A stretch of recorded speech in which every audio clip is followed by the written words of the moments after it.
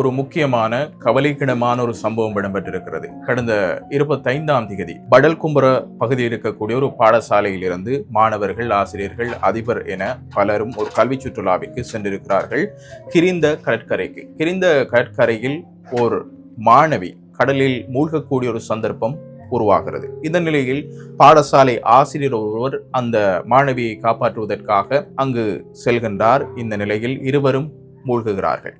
இந்த சந்தர்ப்பத்தில் பாதுகாப்பு படையில் 3 பேர் அவர்களை காப்பாற்றி கொண்டு வருகிறார்கள். கொண்டு வந்து அவர்கள் இருவரையும் கிரிந்த வைத்தியசாலையில் அனுமதிக்கிறார்கள். இந்த நிலையில் 56 வயதுடைய அந்த ஆசிரியர் சிகிச்சை பலனின்றி உயிரிழக்கிறார்.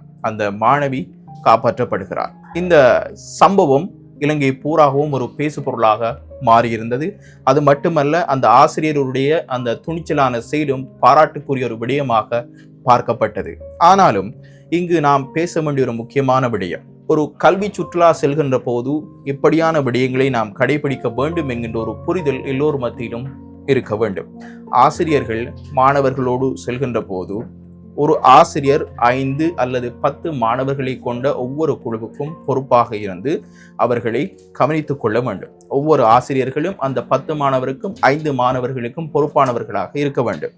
அவர்கள் ஆசிரியர்களுடைய கண்களில் இருந்து விலகிவிடக் கூடாது. இதை நாம் எப்போதும் உறுதி செய்து கொள்ள வேண்டும்.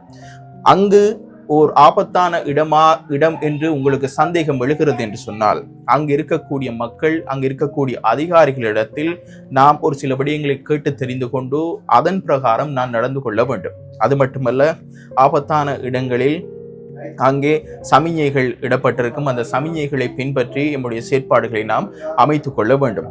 இவ்வாறு நாம் கவன ஈனமாக நடப்பதனால்தான் இவ்வாறான விபத்துகள் தொடர்ச்சியாக இடம்பெற்று வருகின்றன. ஆகவே எந்த சுற்றுலாவாக இருந்தாலும் பிரச்சனை இல்லை. இது போன்ற சம்பவங்கள் இனிமேலும் இடம்பெறக்கூடாது. வீணாக ஒரு ஆசிரியருடைய உயிர் பலியாக இருக்கின்றது என்கின்ற இந்த சம்பவம் மிக பெரும் ஒரு கவலைக்கிடமான செய்தியாகத்தான் இருக்கிறது. ஆகவே இது போன்ற நிகழ்வுகள் இனியும் இடம்பெறக்கூடாது என்பதில் கவனமாக இருப்போம். இந்த விதிமுறைகளை பின்பற்றுவோம். எல்லா சந்தர்ப்பங்களிலும் எங்களை நாம் பாதுகாத்துக் கொள்வதற்கு இந்த துறையில் நாம் எதை செய்தாலும் கூட எங்களுடைய பாதுகாப்பு மிகவும் முக்கியமானது. அதில் நாம் கரிசனையோடு இருக்க வேண்டும். ஒரு பொறுப்பு வாய்ந்த ஊடகம் என்ற அடிப்படையில் இந்த விழிப்புணர்வு காணொளியை உங்களுக்கு வழங்குகிறோம்.